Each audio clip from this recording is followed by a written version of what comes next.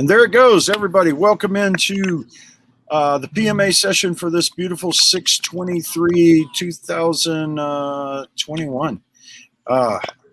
Over halfway through the year. Can you believe that?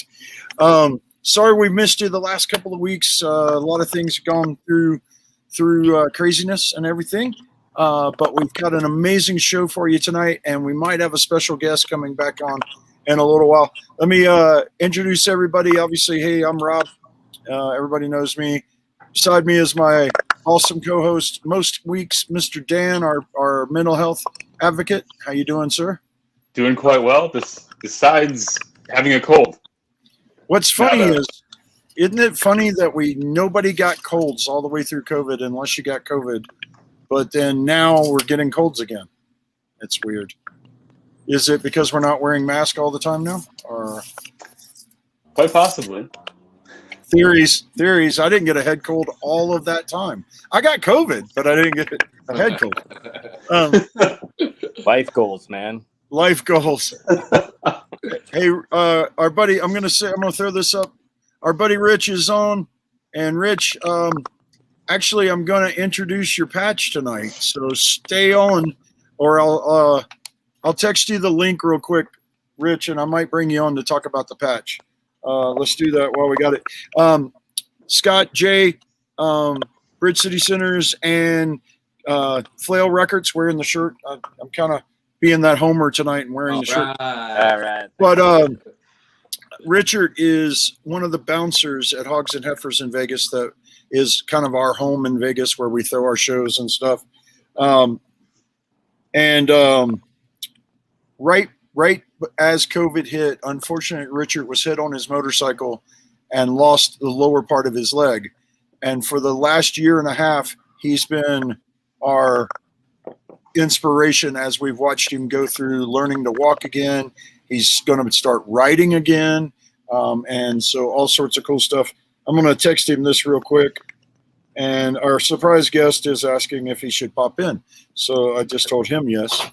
And let's see. Him. You're giving clues here. Yeah, I gave you a clue. Him. Yeah. And I know you know him. Narrowed it down.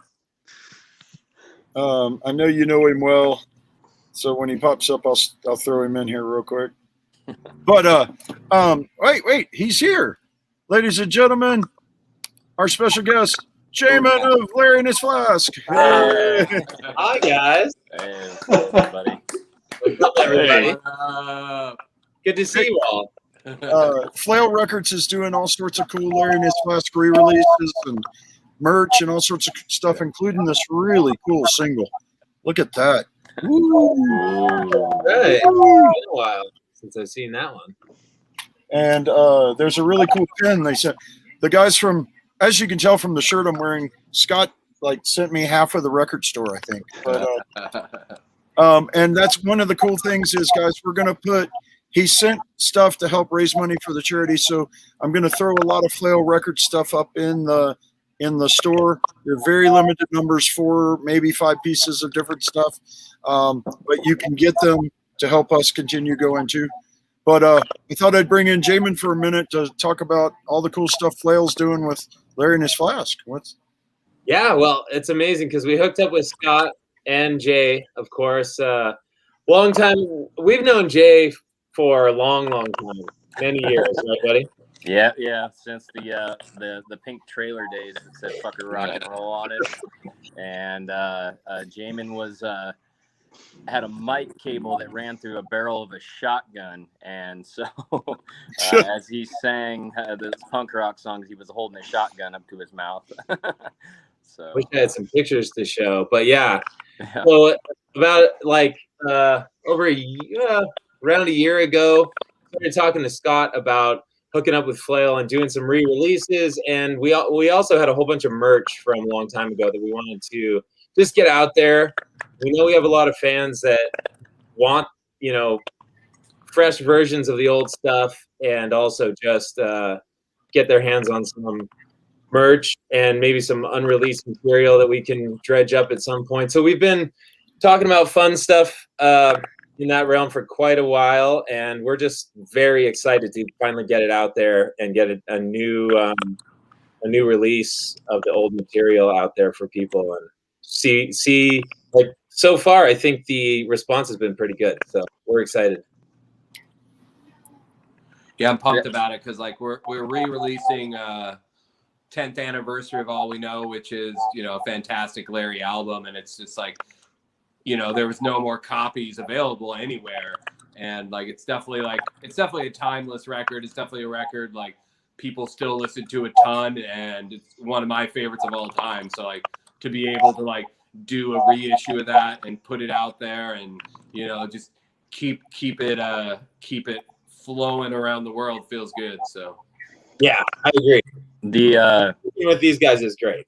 the having it for the fans and like even younger fans that might not know that Larry and his Flask really paved the way for a lot of bands in that genre of music, and they did that for a long time, putting in a lot of work. And I watched it go from punk rock to the acoustic format to them touring around the world. And so it's really cool to have it at FLAIL with a lot of the younger bands, so that like maybe some of the younger fans can see a band that might have influenced some of the bands that we currently work with today.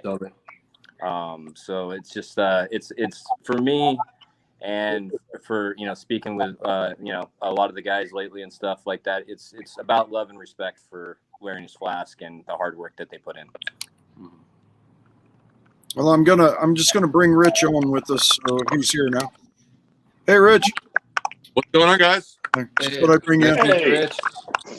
So these guys will be in Vegas playing at the main festival, and we're gonna bring them to. If they partake in adult beverages, we'll bring them to Hogs to have some beers and some stuff. So I never assume anymore. Lots of sober punks. So that's. The bar is open to 100% capacity. Yep, we're waiting to find out the decision tomorrow. The court decision tomorrow, hopefully. Friday. It was supposed to be out last Friday, but I think they back to this Friday. Yeah, this Friday. Sorry, I keep thinking tomorrow's Friday. I wish it was, but Every day is Friday to me right now. well, if you guys, we didn't really get deep into it, but obviously Scott is a member of Bridge City Sinners, but he also you founded FLAIL, and Jay is tour manager basically of or the unit. What'd you call yourself? The unit utilitarian player of Bridge City Sinners, or you said something like that. It's more like like Guar style. I'm part of the slave pit. You know what I mean? There we go. But I've toured with Gore a lot. That's fun. So no, but to be serious, like I love going out with the Sinners, and I come from a background of like working for a booking agency and toured with bands for the last 20 years, and so and I have a friendship with the singer since she was 19 years old. So I go out with the Sinners when they go out, and it's just become more and more frequent. So we're excited about everything that we're doing, and it's kind of crazy, I knew that we'd be doing some festivals. I didn't expect to be doing almost all of them. So, well, and it's the only year that all these festivals that we're supposed to have in the spring are pushed back to the fall, and the fall ones are still happening. And usually you set up a tour, and you have anchor shows that are the festivals, and it's this like big push, in the middle of the tour. That's going to happen several times for us. So I'm bracing myself. I'm ready. it's kind of the same with us. For the charity itself, we're representing our old charity at Lollapalooza, so that'll be our first thing for the summer. That's going to happen the last week of July, first weekend of August. Then we hit, like I was talking about, either Muddy Roots or we're going to do Muddy Roots for sure, but we might be at Bonnaroo also. We're waiting on the final word on that. That's the same weekend. So both in Tennessee. Go figure. And not that far from each other the way the crow flies, but completely different. And so, and then we're at Camp Pennsylvania that following weekend. We're at Riot Fest the following weekend. But I will be joining Anti-Flag. And I will be at Riot Fest, but only for the day because I'll be with Anti-Flag. But Tina and Dan and everybody will be at Riot Fest running it and kicking major butt. The week after Riot Fest is Punk Rock Rolling. And then there's a festival the week after that. And then there's some in October. So we're going to be nonstop. Not to mention the whole Anti-Flag tour. Our buddies in Authority Zero, our buddies in Flogging Molly, and our buddy Andrew McMahon have all released tours. We're working on whether or not we can be represented at some of those dates. So all of a sudden, we've waited a year and a half for Life to return, and now it's full on blowing up. There's no Amazing. Yeah, it's madness, and I bet all the time. Somebody clipped out. The pandemic before the storm. The pandemic before the storm. Yeah, I heard it that time. Is that your?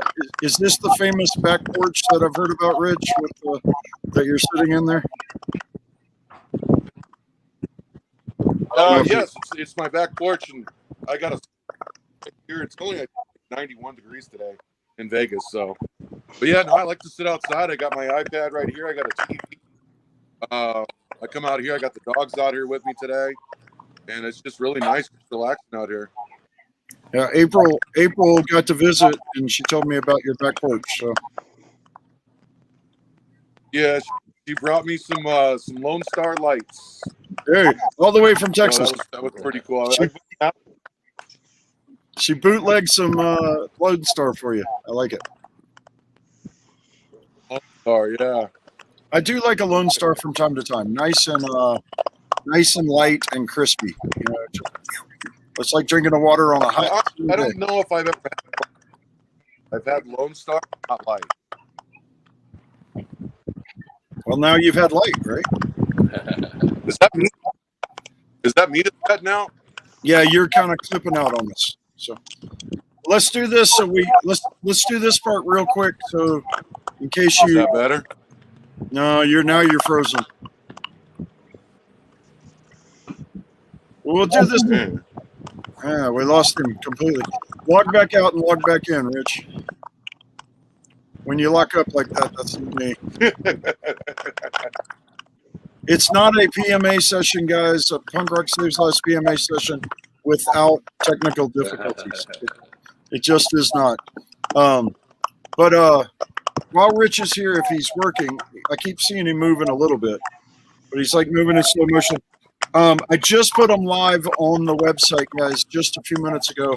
But we have Rich came up with a patch through all of this, and his idea is to stay anchored in your mental health awareness. And the anchor, and Rich, if you don't know, Tina and I are probably getting the anchor somewhere on us this coming week. So nice. We have an appointment to possibly get the PRSO logo done, but we'll get these for sure. These are live on the website, guys. Rich sent us a whole bunch to help raise money to keep our mental health programs going. I put them on there for $6, so that helps the shipping a little bit because I don't want you to get. And if it need to check, I literally threw it up. But if it for some reason tries to charge you too much shipping, let me know and I'll make it work better. Because sometimes it just has a mind of its own. But if you get to the total, just give me a message and we'll do it. But Rich, tell us just really quickly about the idea behind the anchor. You know what? I got off the album cover, man. Because I saw the album cover, and I saw the anchor on there. Got the PRSL on there, and the anchor just kind of hit me. It's like, hey, I'm kind of anchored, I'm kind of open to being, depressed sometimes, and it does suck. The last couple of days have been hard. I don't really talk talk to anybody about it because I don't want to bring anybody else down. But I pushed through it, and I read some other people's problems. I mean, yeah, I lost a leg, but some people got some really, bad problems out there. So, but yeah, the idea behind the patch is so that if somebody sees that or the anchor, they know that that person's approachable and won't judge them about their problem. They'll actually maybe listen to them for a second. Not, like I said, not medical advice, but they will, give them some kind of moral support, I guess you could say. Maybe help them on a path to getting better. Mm-hmm. So, but that's what you have to be willing to accept when you get that patch, is that people might approach you and ask you about problems. Mm-hmm. That's not a bad thing. If that's that it kind of follows Whatever kind of, Rob gets from that, that's 100% towards. it kind of follows the same idea as the semicolon on my wrist. And the idea there is, if you're feeling suicidal or anything, take a pause. That's what a semicolon does in a sentence. It pauses it. Take a pause. And having it on my arm, I'm hoping if you happen to see it, if we're talking and you see it, I'm someone you can talk to. If that's simple, we could be standing in the middle of punk rock bowling and you've been having doubts and you see that on, grab me. We'll go sit down somewhere. We'll go talk for a few minutes. I'm not a professional, but I can be that first step to help you maybe not take a bad plunge, and then we can work on getting you to some real professional help if that's what you want. And we will do our best to help. So, Rich, it's a beautiful sentiment. Since we're getting all this interference, I'm gonna let you go back to watching, if that's okay.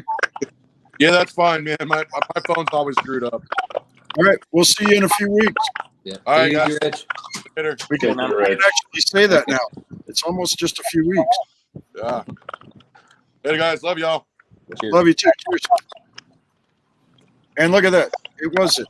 So, I think. Yep, it's a lot quieter now. All right, let's get back to Flail. When did Flail start, Scott? I mean, I think it started a little over like 3.5 years ago, and the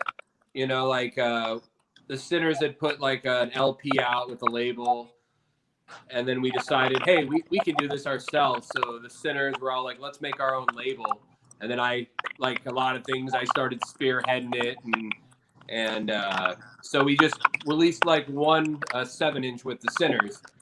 And then what happened is I got like 2 people reached out to me pretty shortly after I started Flail, and they were like, hey, do you want to press this album for us? And like one of them was the Railyard Ghosts, and their album High Rayeth is one of my favorite albums of all time. So I'm like, heck yeah, I'll press your album on vinyl. It's never been pressed. And then it just kind of evolved from there. So it was mainly just a thing we wanted to start as just something for the Sinners to put out. And then it just kind of snowballed from there. And, it's been a pretty wild 3 years with it, actually. So, yeah. We had a very big snowball moment when, like Flail was established, but Flail, Scott, like personally, like decided that he was going to have to step up his game when we started reissuing the Days and Days catalog on vinyl. That was something that had never been done for the band before, with the exception of like one pressing of Crustfall. So as we started doing that, yeah, there you go. Yep. As we started doing that, and then also putting out, like Scott continued to put out like the Sinners side projects and kind of like some of the smaller homie bands from around our area. Like, so in a combination with that, and then the Days and Days stuff coming, it really picked up steam almost faster than we knew how to handle it. And right from that moment, we started just like delegating stuff and like setting up infrastructure, and like it was crazy. That first initial pressing of Rogue Taxidermy did 500 pre-sales in 5 hours, and that was without promo too. We didn't announce we were going to do it.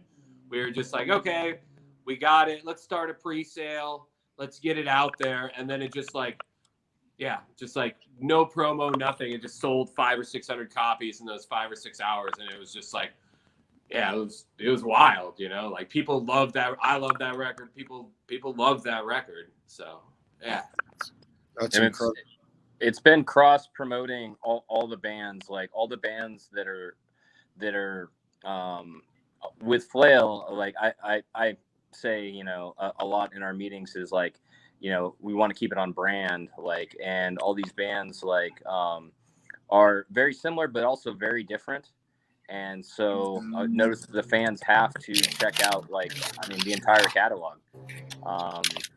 And it's crazy how I see a lot of orders that are like, okay, they bought a couple vinyl, but then they bought some stickers of this that's different, and then they bought a shirt from somebody else, and then they bought the CDs and the tapes, and it just like goes all the way down the chain. You know, like a big order can just have a bunch of stuff, and then by the time we put in a few, you know, free things, because, you know, that's what we like to do. They're getting a wide range of stuff from all over the catalog. So, I don't have a tape player anymore, but I love seeing tapes back. It's really cool. I think Adam even talked about putting our EP out on. I know he did the Last Faction greatest hits on tapes, which was pretty cool. Yeah. Our buddy Dave Dabbles just jumped in. Our main merch guy out there, and does most of PRSL's merch out there, and we love him. Spar Customs. If you guys need shirts or something, make sure you reach out to Dave.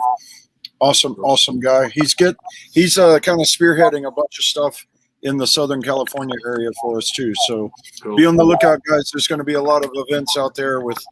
He's trying to do something kind of along the lines of the happy hours that I throw here in Denver and all that stuff. So keep your eyes out. There's going to be some cool stuff.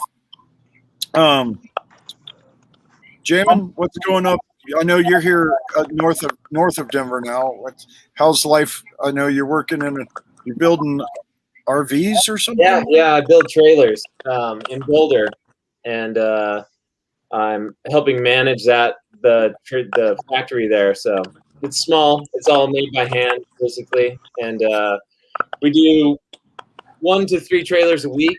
And right now it's like we're really slammed. We're trying to get for this quarter, but yeah, I bought a house here in Oakville, so in Denver. So that's where we are now, and we love it. So we're happy here in Denver. And I wanted to say, Rob, too, we both wanted to offer to volunteer at shows around nearby too. So like to help you guys out and everything. I personally, and representing Larry in his class too, as far as that goes, we really want to help in any way that we can and support, and we really love you and what you guys have been doing. Since we first met you, you know, it's always been amazing what the amount of love and the amount of energy that you can put into this is just incredible. And I want to thank you too for sticking with it. It's awesome. I've said it forever. I appreciate it, but I never need thanks. We just want to change the world if we can, and that could be in a lot of different ways. And you, when as shows really start picking up, we'll definitely have the Tina's got the volunteer system rolling and everything now, so check it out. I am working on some cool shows for the Denver area. Unfortunately, one of them I won't be here. Unfortunately, the other one I might be, but I might need a team to go to. I can't announce it because I haven't said yes, but I'm working on a big show for Denver. Cool. Nice. I'm laughing because Ty, the guitar player from Reno Divorce, just texted in the middle of this saying that he wanted to buy one of the Punk Rock Saves Lives albums. And I'm like, wait a minute, Brent didn't give you one? Each band that's on it got 3 copies. And he's saying he'll have to check again. I feel bad, man. Someone's recording them. Could I could I ask a question to Dan really quick here? Is that all right? Absolutely. That is all right. I'm kind of curious from your point of view. COVID has obviously been a struggle for mental health, like for a lot of people in so many ways that people couldn't prepare for that in any way. There's no manual, and then kind of coming out of it, there doesn't seem to be any kind of manual, and like rotating back into the world, and maybe dealing with people that like have a different point of view on vaccinations, and people that struggled and came out of it different after surviving some serious trauma. Like, I mean, what's your point of view, like, on all this, and like kind of like, during COVID and then coming out? I know that's like a big subject, but I'd like to hear what you have to say. Wow. No, that's really good. No, I do love that. I think the hardest thing is that it varies. It really varies from person to person on easing their way out or tackling it head on what they can do. Wow, that is a really good loaded question. Damn. You definitely got me. I definitely can say the support that Tina and I got when we got COVID. People were really worried about us. And then I did spend that 2 days in the hospital, basically, and people were freaking out. And I was I thought I was feeling better, and I went for a checkup, and they put me in the hospital. So your body, the way COVID worked, I guess, with me is I got used to the fact that I wasn't getting as much oxygen. And so I thought I was feeling better when according to them, I was actually worse. And so, but the outpouring of support and love and everything that people threw to us just shows that what we're trying to give to the world will come back. I know that's tough. And that's not any kind of religious thing or anything, but I do believe that what you get a lot of what you get back a lot of what you give. So it was really rad. And a lot of people are struggling. I mean, my wife still has a heart palpitation / issue going on that they say was COVID related. And we're almost a year out from having it. So there are challenges. There are, as we return, did you go a year wearing a mask or more? And now they're telling you don't need it. And so you go into a store and you're like, oh, my mask. Oh, wait. Oh, so there's going to be some time, I think, getting these festivals are going to be a big challenge. I think all of a sudden we're going to be knee deep in 50 to 100,000 people, and a lot of these places are returning completely to normal. And so it's going to be, that's where, on a punk rock, want to be back in a crowd and in a pit with you guys. I'm hoping people get the vaccine, whether or not they believe it or not. The more of us that have it, the more chance we have to get back together, and that's why a lot of this is moving forward is we are creeping towards that 70% mark. I'll never tell you that's to go get it because that's obviously a personal decision, but I'm hoping you will because I want us back together. And I think that's the quickest way to get there. But like I said, it's obviously, I know people. I know I went to college with one of the leading mothers that are against vaccination, and her side is she's passionate about it, and that's I believe. I respect her opinions. Do I agree? I don't know, but I respect the passion that she's putting out there to the world and trying to, in her idea, help people, and that's what it is. You know what I mean? And so that's a mental health challenge too. What side are you? Do you believe this or do you believe that? And you have to find what's right for you. and that's a tough thing sometimes, right, Dan? Just getting. It is, and the biggest thing is taking your time for what you for what your needs first, is what it really comes down to. Because nobody knows your comfort level more than yourself. Nobody knows you more than yourself. So, safety will forever be a factor. But when it comes down to it, it's always been a focus on you first type of thing. Sorry if I'm really out of it. I'm in the middle of a cold. worst damn thing. I've also No, thought you're good. You're about, good. About just the state of things, and there was a time where punk was dangerous, and I'm wondering, with the state of the country and the state of the world, and people kind of losing their minds, throughout COVID and after COVID, what the safety level is, not just for myself, but I've heard other people say that, they're not knowing where a lot of people stand these days. It's mentally challenging to go back out in the world, knowing that, knowing some true colors that have been shown, and it can be scary in certain parts of the country and certain parts of the world. And so that's something that I've been thinking about, and I know other people have been thinking about, and I guess you guys can give your feedback on that. So It's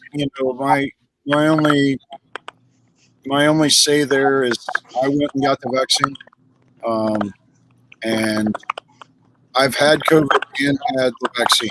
According to my wife works a day job at the blood centers here, and they told her in a big meeting there that if you had COVID and then get the vaccine, for lack of better terms, you have super blood. You should be really resistant to any strain. But like we've been saying, it's obviously a personal choice.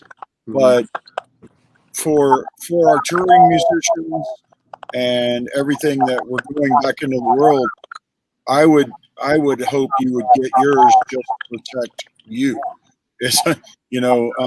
Because we are going to go, like you said, we are going to go into parts. There are parts of the country that the vaccination rate is like 20-30% compared to 70 in other places. And there's going to be it. I don't want anybody to ever go through what we went through. COVID sucked, guys. It was whether you, and the fact that the people, there is a segment that thinks it's fake. I had it. It was not fake. I shoot straight with everybody I can. It sucked, and I don't want anybody else to ever go through what we went through. It didn't feel fake. Huh? No, it was not a party. Let's put it that way. So, gasping. I mean, I live at, what do we live at, a mile high, right? Like Jamin, we already are at thin air. Imagine thin air even thinner. So getting up to go to the bathroom and you get winded, coughing to death. I mean, I coughed so much the first week, I thought I had done 8 million sit-ups. My core hurts so bad, and just the general soreness every day. So I don't want anybody to go through that. I'm not going to make your decision for you. I just want to give you what I went through, and I hope that leads you to making the right decision for you. So, yes, Richard says that's from being old, but that could be too. That could be part of it as well. But, so, yeah, that is, and that's, I've been asked.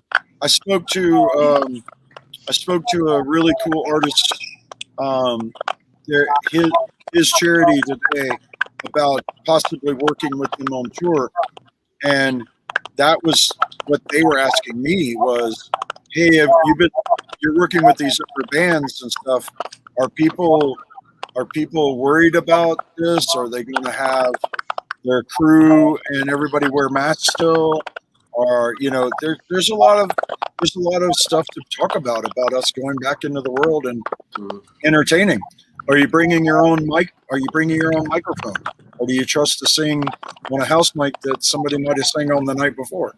You know what I mean? And there's just little issues we all have to figure out. That's a smart thing to do, no matter what. Anyway. Yeah. Your own mic. Your own 58. Yeah, for sure. There was a time where we swapped spit on a microphone, Jamin. So yeah, I kind of want because Jamin and Jay have known each other for a long time. I kind of want to hear if Jay has a story about Jamin or Jamin has a story about Jay. Oh yeah, yes, bring it on. It's man. I mean, you know, it's all to y'all, but like, I love it. The one that we have told before, but it is good, is when we played that living room, and I think was it the first time that we met or the first time we played a show together? Yeah. And I had my shotgun mic and we were doing our thing and they played, and we were all just sweating like crazy. It was summertime probably, but it was really hot and we were all just like soaked in sweat, and it was fun. It was a house party. And we realized afterwards that somebody had turned the thermostat up to like 90. Oh boy. We're like, what? That was a good one. That was fun and really sweaty. There's lots of pictures from that night of like people in their underwear and like it was one of those. Yeah, there's people standing on a couch, and the funny thing about that was we walked around to all the neighbors and said that it was a going away party for our friend that was going to Iraq, which was kind of true. But everybody just let us party, and then we used that same excuse like 3 shows in a row.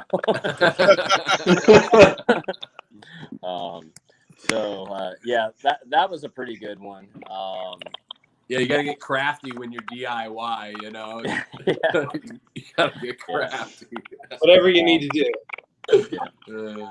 And then, you know, also like I think something that just kind of goes along with that story is like me and Jamin have known each other so long. I could say, you know, it started with that house party, and Larry and His Flask was a punk band, you know, and later one of my bands played in Bend with the Flask, and they were a punk band. And then like it started to kind of evolve, and like you know, Larry and His Flask won this Battle of the Bands contest, so they were going to go up and play Warped Tour.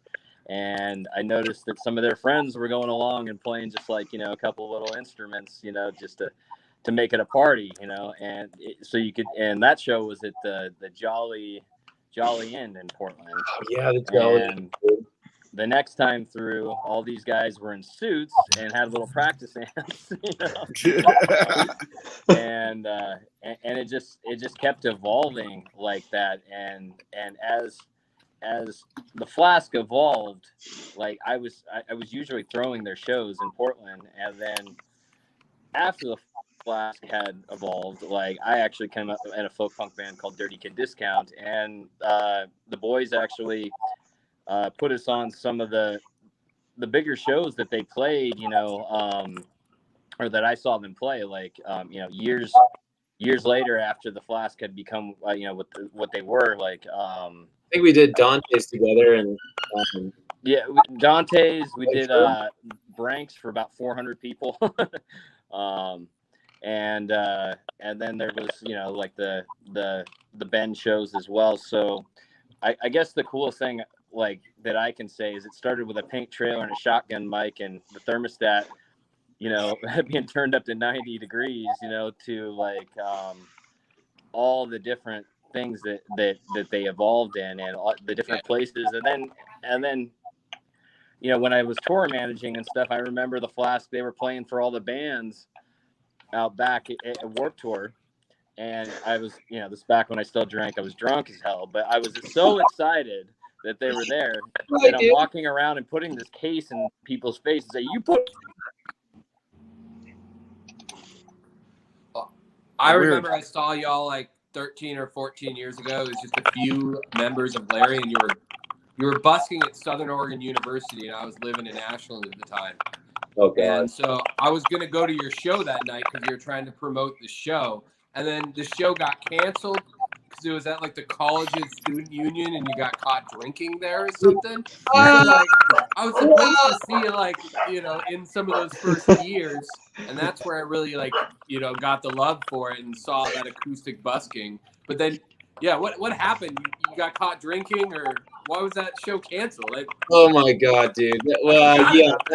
So we played one night there, and then my brother Joshua Marshall was out back, and some guys came by and they're like, "You want a beer?" And at that point, he was drinking, so we had a beer with him. That was it. But they were on the campus, and then the campus cops came, and I have no respect. I had no respect for authority whatsoever at that point, especially not campus cops. And they demanded his identification, my brother, and he was about to give it to him, and I snatched it out of his hand. And I said, "You're not cops. You don't need to give them anything. But you don't." They didn't like that at all. I said, "Put the beer down. Like, you're done. We're done. We're out of here." So we played that night, but we left right after because of that. But they knew our band name. So we were supposed to play with Reverend Peyton's big damn band coming up. And we said, at that point, we were like, just leave our name off of it. Our friends know they'll be there. Don't put our name on the flyer. But they did. So we loaded in, and the cops waited. And they were literally hiding in the bushes. And they were waiting and waiting. And my brother came back out to the van after we loaded everything in. And they came out of nowhere and tackled him. And he was, well, actually, at first he was dancing with the campus security. He was like trying to get away from them, and they were coming after him. And then the real cops got there, and they're the ones that tackled him. So I stepped up and I was like, "Oh, my brother," and another cop got right up in my face and grabbed me. So I just gently pushed his hands down, and that was it. And then they took Jesse to jail. They took Dallin to jail. And I was sitting there. I had the keys to the van and everything. And I was like, okay, this is happening. I got to deal with this. And then as an afterthought, the cops came up to me and they're like, "You're under arrest too." So they charged me with a felony for touching the cop. And we went to jail, and we missed some shows in Southern California, and then waited around for 3 days, and they let us out. So that's what that was. We were in jail. Oh, nice. Yeah. Nice. I'm glad it wasn't too big of an ordeal. I'm glad you didn't get charged with a felony or anything. And so I ended up, Dal stuck to his guns. Totally. He said, "Not guilty. No way." And we went to court, and the jury found him not guilty. And I remember giant beard, long hair, 3-piece suit. And he was he came out of the courtroom, he was like, "Not guilty." and my lawyer advised me to take a plea. So I did. Yeah. Because I was pretty worried. That's a pretty scary charge, like assaulting an officer. So yeah, totally scary. And then, yeah, that's big time stuff. You're right. You know. So anyway, it all worked out fine. I had to pay a fine and something, and we didn't play there again. And you really didn't do anything. They were just like knew that you had been there before, drinking a beer behind the building, and they wanted back at you, I guess. Yeah, yeah. They took it personal. They took it personal, yeah. And they remembered the band for that time period. So wait to come back. It was like a few months later. Yeah, they waited. You know, there's people shooting people on the other side of town, guys. You know, it's crazy. Yeah, it's crazy. Yeah. It's an easy target. Should I tell, like, there's a number of times where Larry and his class has kind of bailed me out, or Jamin's bailed me out of situations before. Should I tell a couple of these, Jamin? Yeah. Yeah. By all means. Well, there was one time where I had booked a show for MDC at the Domino Room, and we were like incredibly late getting out of town, right? So the Flask played for about an hour and 45 minutes until we got there.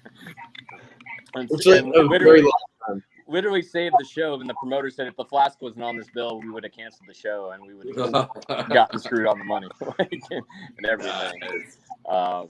So that was one time they bailed out. But here's a good one: is my punk band had a show in Bend, and I had just gotten completely smashed. I was excited to see all the guys from Flask, but they were leaving for tour the next day. Right? So I get like hammered, and these guys don't end up showing up. But Jamin, says, "Yeah, just come over to the house. You guys can stay here." I show up completely hammered, and I think you jumped on me.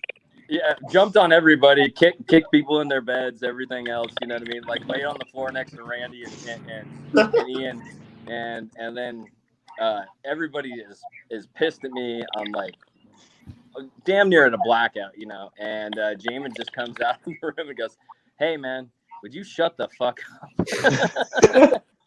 And something just rang in my head to stop. And, that was my go-to. Yeah. I had to do that a lot in that house. And I actually got when I got sober and got to apologize for that sober, I realized I lived it down. And the reason I had lived it down is that Jamin stopped me from it being any more of a problem. So, no, it's all good, man. We all do silly things, I've had my share of those moments too, where people are like, "Dude, shut the fuck up." And there was a time where I lent his brother a bass cable, you know what I mean? And then his brother broke the bass cable in the next song. And that was shortly after Jamin had bailed me out of like me being a drunk ass, you know what I mean? So it's like, oh, I owe him a solid. Here's my bass cable. You know what I mean? Next song, no more bass cable. He's good at that. Yeah. He's broken a lot of things. Sorry about that. I do have to say Jesse's video that just came out the last day or so, that live, and that rocked. I was like, "Go, Jesse!" Yeah, it's cool, man. I'm really quite proud of him. He's worked really hard to do his own things. I'm really happy for him. And he kind of was my first, like, Larry and his Flask, like, real friend. I was friend. Yeah, he was the friend. Y'all were all friends, but Jesse and I hung out a lot, and it was mainly because of Roscoe. Oh God. Oh boy. Let's talk about let's not bring up Roscoe's story. We might never leave.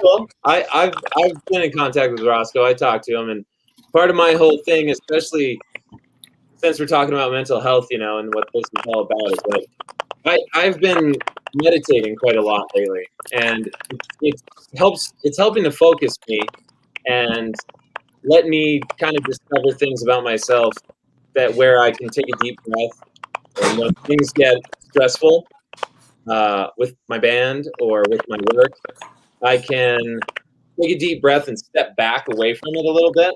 Yeah. And Roscoe's been having some pretty serious life issues with his father's illness. I try to check on him a lot. So I called him and we hashed out our differences a little bit, and we admitted that like our friendship and our experience on the road together, being crazy, whatever, those moments are so important that we, people get hot at each other. It's weird. If you live in a van with somebody long enough, things will get weird, right? But stepping back, recognizing that we're all human and we all basically respect and understand trouble and understand each other, and we support each other through punk rock, through music, through just being a human and being real. We can take time away, but it is good to come back eventually and speak your mind. And if you can, hash it out. And that's what Roscoe and I did. It felt very, very good. So, yeah. Roscoe and I have shared some amazing craziness and some amazing love and some amazing everything, and I wouldn't trade any of it for the world. I just kind of sometimes go, uh-oh. Yeah, but we've been checking on him a lot with his dad, and he knows I'm always out here if he needs me. And not too far away. No, he's in Nebraska, so not terribly far. Yeah.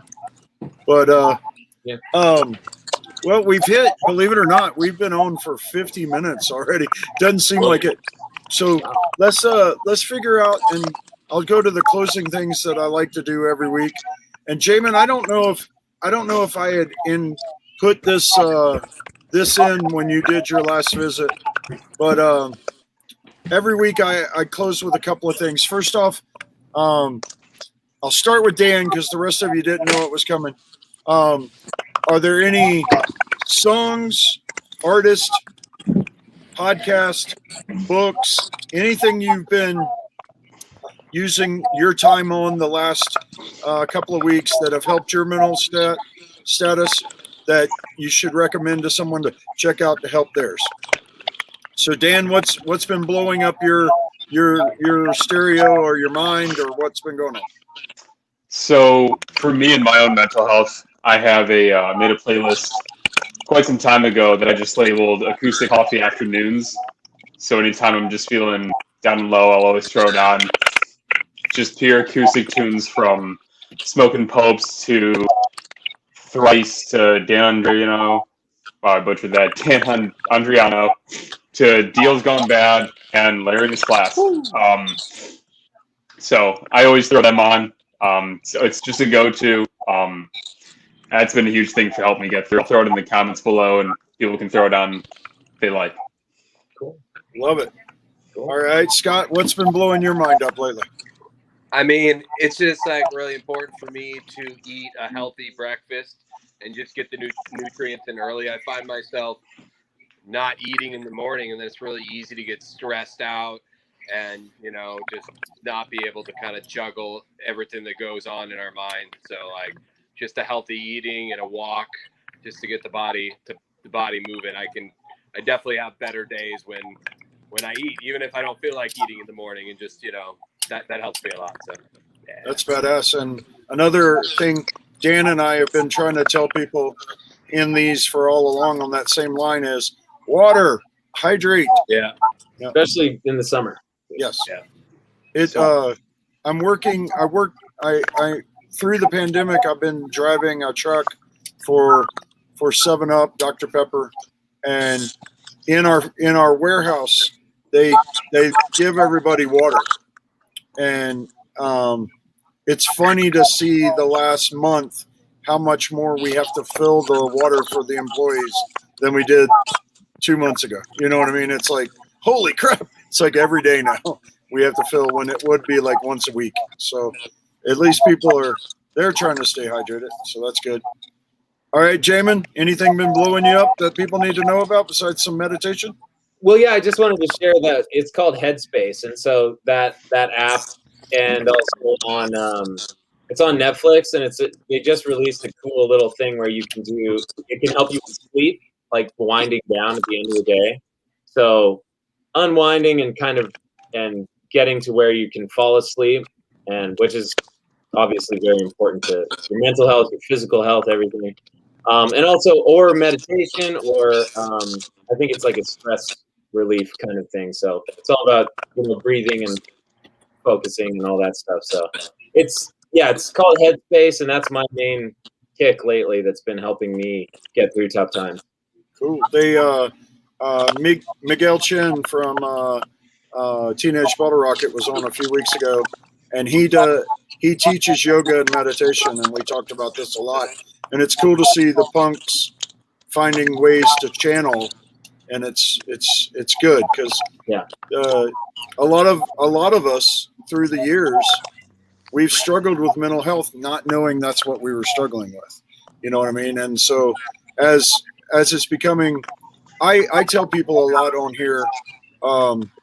I'm 51 years old, so I'm a little older than you guys, but we were raised, don't show any emotion.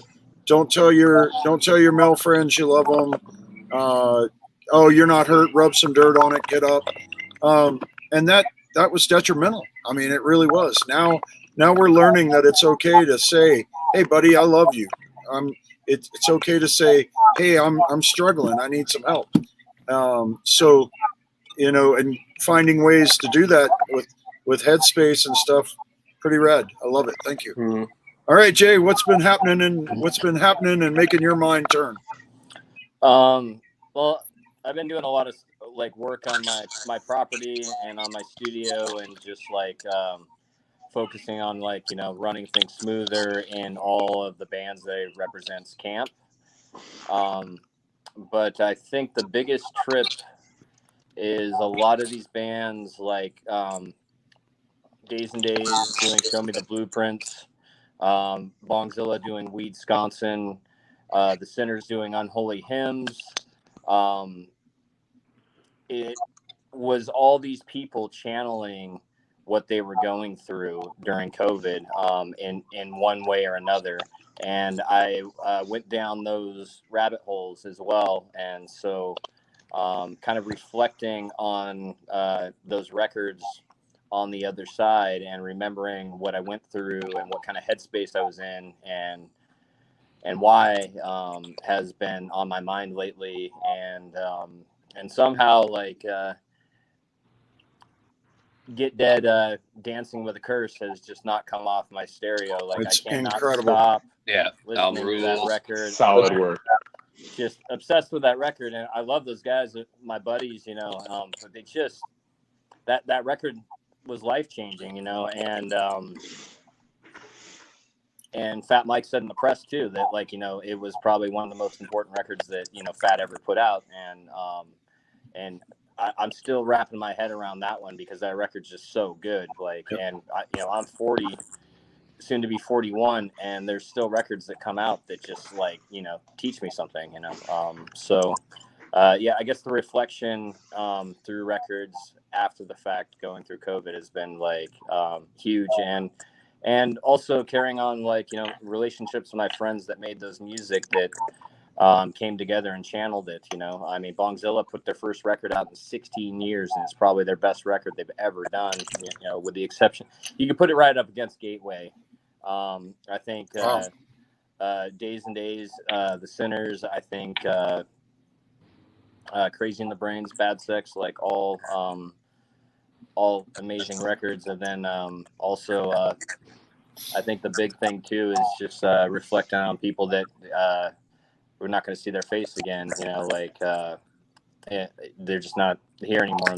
Alex Bailey, Jack from the World Inferno Friendship Society. Yeah. So trying to reflect on that to balance out the whole scale. So I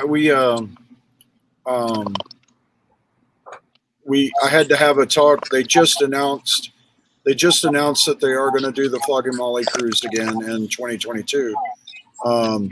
And we have been the charity on all 5 of them previously. So we're working on being part of the 6th.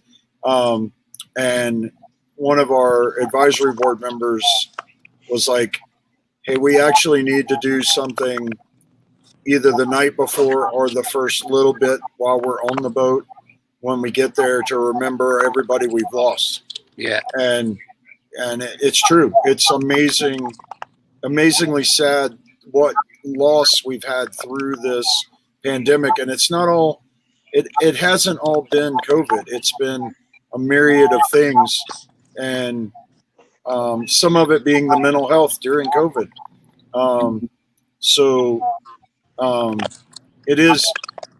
It's sad, but it's also, I want everybody to celebrate your memories of your friends. And like you said, with Get Dead, we had them on here. The whole band showed up to be on one of these. And we talked about, it was after the album came out, and I wasn't blowing smoke up their ass. I literally think it's one of the best albums of the year. I want to get them involved with one of the future Punk Rock Saves Lives compilation albums. But anytime getting a band from Fat to get to donate something is a little tough.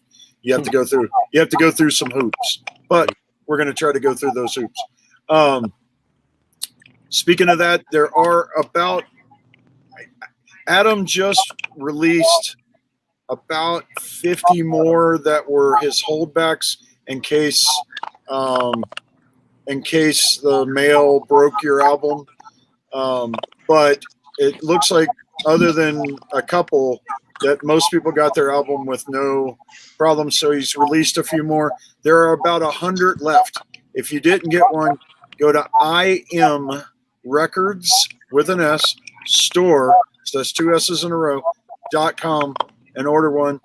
We are working knee deep on number 2 already, and there's a song by somebody on this screen that's really, really, really, really good for possibly for number 2. I drop little hints every so often, but you know, I don't know why I'm smiling whatsoever. So.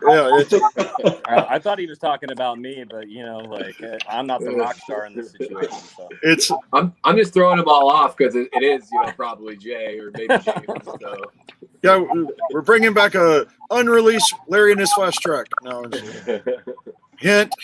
No, Jamin, go find us something. No, I'm just kidding. But I got something. I did that to Scott from the Living In when they were on here, and lo and behold, 2 days later we got a Living In track. I don't know where it's going to be yet, but hey, there is one, and it's an unreleased badass track. So, but cool, fun stuff. All right, last thing we do every week, and this is the one I don't know if I asked you, Jamin. If you did answer this, you can say you answered it. I'll start with Scott. Scott, where would your life be today had you not found punk rock music? Oh yeah. I mean, it's so interesting because it's like there's all these things that people never taught me growing up in the church, and people never taught me in school, and you know, like just a lot of these concepts came from punk rock music and came from thinking about that stuff, you know, and it definitely from a young age just helped me, you know, have a different outlet to identify with different ways of thinking, because there was no internet to Google search things, you know, and so, you know, you weren't exposed to all these different perspectives. You're kind of in these bubbles sometimes. So being able to find that, which made me be able to find friends, yeah, I mean, it's everything. I mean, you know, music is everything, you know, and yeah, it's wild. So yeah, thank you, punk rock music, and appreciate you. Thanks, my older sister Liz. They're the one who kind of got me into it, and I would steal their CDs and stuff like that. So thanks, Liz. Flipping through fanzines, yeah. Maximum Rock and Roll. Let's go way back. Yeah. Booking your own DIY, booking your own tours. Not like you're still doing that, but it was even worse back before the internet, you know. So you looked in the back of Maximum Rock and Roll to see, oh, is there a club in Boise? You know. Yeah. So well, I was thinking about this the other day. There's a documentary with Youth Brigade, and the biggest thing is it cost a lot of money to call out of state. Yes. So they would all come together as a community, and they would steal the different codes and like charge it to big corporations, because no one could even afford to call that many people to book the shows. And I was just like, that's the coolest thing ever. Like, I didn't think about it. Like, oh yeah, we can't book our own shows because we don't even have enough money to call the next state, you know. And that's a different state of mind. Yeah, and different state of mind. That documentary. If you haven't seen it, you can stream it on YouTube. It's not the greatest copy, obviously, but you can watch the whole thing, and it's really cool. And it's about them, Youth Brigade, going out with Social Distortion before Social Distortion was really Social Distortion, and it's really cool. They toured in a school bus, and it's awesome. It's all about what, and the Stern brothers are the Punk Rock Bowling is Youth Brigade, if you don't know. And that makes sense. The Stern brothers, I mailed BYO 8 million cassette tapes trying to get them to sign my band, because that was like my dream, was to be on anything with them, anything with 7 Seconds. And Mark will laugh to this day, because I'm like, hey Mark, I sent you like 100 tapes, and he's like, I know, you know.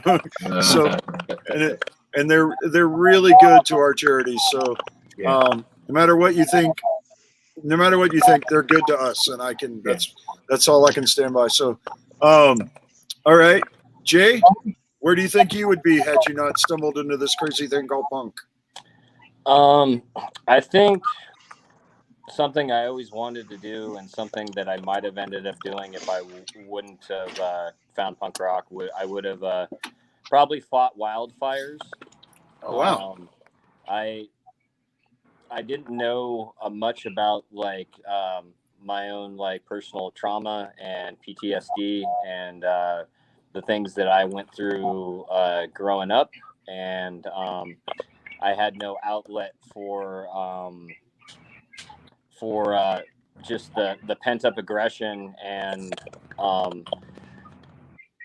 that, you know, like turn to like drinking and drugs and like violence, like, you know, and like later on. And I think I was always self-destructive, you know, and so I think if I wouldn't have been able to curb that with punk rock, I think fighting wildfires would and taking that danger and not knowing or being aware of my own mental health, like, would have been something that I would have been good at, because I wouldn't have cared if I made it out, you know, made it back alive or not. And so I think about that, like that fork in the road when I was a young teenager, that like I could have easily ended up doing that. I live out in the woods now, and I think about wildfires, and, you know, last year we had the biggest wildfires ever, you know, and so, and I have friends that do that, and I have so much respect for them, and I don't understand why it's not budgeted more to go and do that, because I think that there should be, at all the friends I have, I think that there should be 30 more in every place that it's a danger, because people lose their houses, their entire lives get wrecked, and so that's that's probably, that would have been a thing that I would have leaned towards, would have been fighting wildfires. It's amazing how certain themes come back up in all of these. You know, we've been doing this for well over a year and a half. We had a whole mental health one of these about firefighters, and we had 6 different firefighters on. There's a big tide of firefighting in punk rock. You know, we had our friend Deal. We had our friend. We had, believe it or not, Mike Ladon, the lead singer of Chaser, is a firefighter in his real life. One of our main people is Kramer, Josh Kramer, and he's a firefighter. Matter of fact, he's on duty right now. I talked to him earlier. So it's, and there's a huge tie to punk rock there. So it's a lot of guys went for that, and I guess it's also one of the jobs you can do and have all your tattoos. So, you know, but Jamin, did we ask this question when you were on, or is this new? I think it's new to me. Yeah. All right. But I mean, if I hadn't found the music, it's hard to even think of it, because it was like a nuclear bomb went off with realization, and like, just I can't think of my life without it. I know that, like, if I hadn't formed the band, I was wanting to go to art school and become a photographer, and, you know, try to be in work with Matt Dio. That was kind of one of my dreams. So, you know, I don't know. I have no idea what would have happened if I hadn't found punk rock records and music and bootleg videos and tapes and stuff. But if I hadn't joined or started the band, I don't know. I probably would have went to school. Because I had a little bit of money that my grandma, she passed away, and she gave Jesse and I some. And we were supposed to go to college. But instead, we bought an old van, a drum kit, a PA system, and a bass, and a whole lot of beer and gasoline. That's how the band started. Really started. Like, that's how we got the funding to be able to go for it. So we drove across Canada, and then we decided we were addicted to it. It is an addiction. So, all right. Well, it's been an amazing hour and 10 minutes. I really enjoyed this. I do want to tell everybody there might be one next week. We're working on this, but after next week, we are going to go to once a month instead of every week. It's just with tours launching and with us heading out, it's going to be a little tougher. But so we're going to try to give you a really kick butt show once a month, and we'll give you that. And that doesn't mean I won't be bumping in with live from the road and live at festivals and all sorts of stuff. We'll try to do some cool stuff where we have the bandwidth to pull it off. But Mackenzie, Dan, and I are going to be starting to really move towards a lot of festivals and a lot of activations. So we decided, Tina and I decided, we think once a month will be a rad way to do it and get you some good guests every week. Yeah. So if this was the last one as a once a week, what a great show. I hope you enjoyed it. Scott, Jay, I can't wait to see you in Vegas, if not before, maybe Muddy Roots. If not, my buddy Mike will be there at Muddy Roots. He found out today that we were going to be there and was like all about running it. He was our volunteer there last year. He's a great kid. But if you happen to see the big white Punk Rock Saves Lives camper, that's because I came there. It's really rad. Please check out FLAIL Records, guys, and Bridge City Centers and all of their bands. Jamin was my first turn on to FLAIL Records and everything, so I'm really glad this all came together really well, and I'm really stoked. I'm really stoked to see Bridge City Centers live. It's going to be at Punk Rock Bowling. It's going to be incredible. What day are y'all playing? Saturday? Sunday.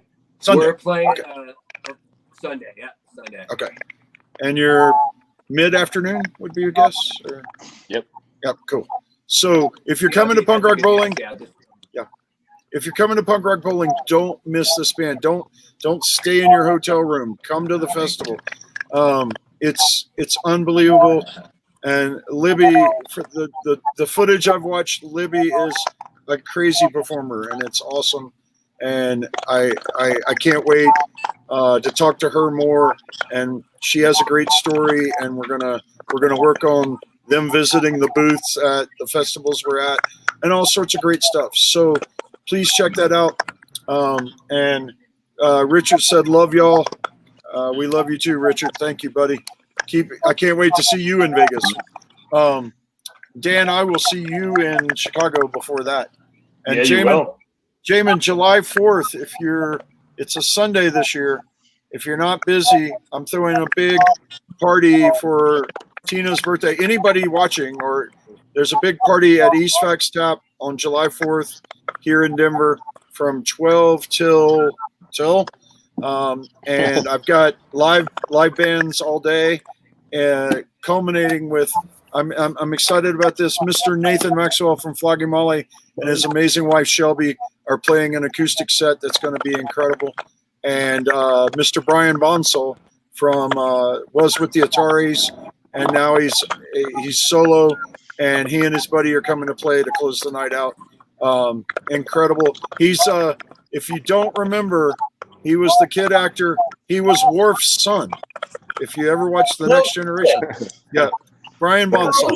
Shit. Yep, and he was also the kid in Blank Check.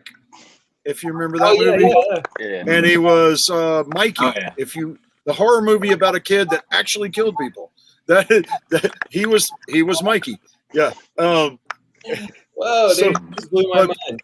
Brian's an amazing human. He's going to come out and play. So come if you can. It's going to be a fun day. I'm doing a low country boil, which is if you've never been to my hometown of Savannah, Georgia, it's if you've had a crawfish boil somewhere, it's very similar except we put shrimp in instead of crawfish. So come eat, come party with, celebrate my wife, and it's actually my best friend Matt, and he'll be in town. And that's my wife's birthday is actually July 6th. Matt's birthday is July 4th. So we'll be celebrating that. And America, So Yeah. but it's going to be a good time. So if you're around, make sure you show up. It's going to be a blast. Come see Nathan. Come see Brian. Come see. Oh, System Restore out of Wyoming are going to come down and play a little set too. So it's going to be a rad day. So come hang out. Other than that, guys, please check out. Go order one of the patches. Help us out. Get us ready for these festivals.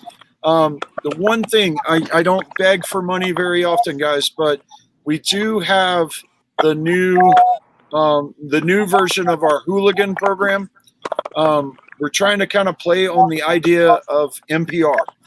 We want to self-fund ourselves. We don't want to get corporate sponsorship and all sorts of stuff unless like somebody really cool.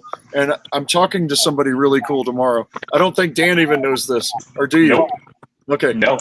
I'm talking to the Death Liquor tomorrow. Yes. Son of a gun. I'm talking to Malort about a sponsorship tomorrow. So, Oh man. it's kind of funny, but if you, we lost him, but it's over. If you are not a member of the Hooligans, please go online and check it out. You can do as little as $10 a month, but at $25 a month or more, you're going to get a Hooligan T-shirt that no one else gets. You're going to get special gifts every so often. So please check that out. I think Scott's trying to bump back in, but please check that out. There's more information online, but it's a way you can help us do all this good in the world and it not cost you a lot of money. It's like just a little bump out of your check every month or out of your bank account every month and we can self-fund and be a badass charity and it all be about the people, and every dime goes into changing the world. So other than that, guys, I appreciate you more than you know. Jamin, thanks for being a third host tonight, a special guest host. I had no idea. So it was really good to see all of you. Thank you so much for having me, Rob. I really appreciate all of you. We're gonna do a lot of good together, guys. I can't wait to hang with the flail guys and the Sinners and the whole 9 yards. So Jay, make sure you're there. We're gonna have fun. I'll be there. It's hot. I will say if you can sneak some Pedialyte packets in the band, whatever y'all are driving for Vegas, bring some Pedialyte. It'll help the whole band. Even it doesn't matter if you drink or not drink. It's just hot and arid, even in September. So Pedialyte is my key to festivals. So Pedialyte, I like that. I'll take that. Yep.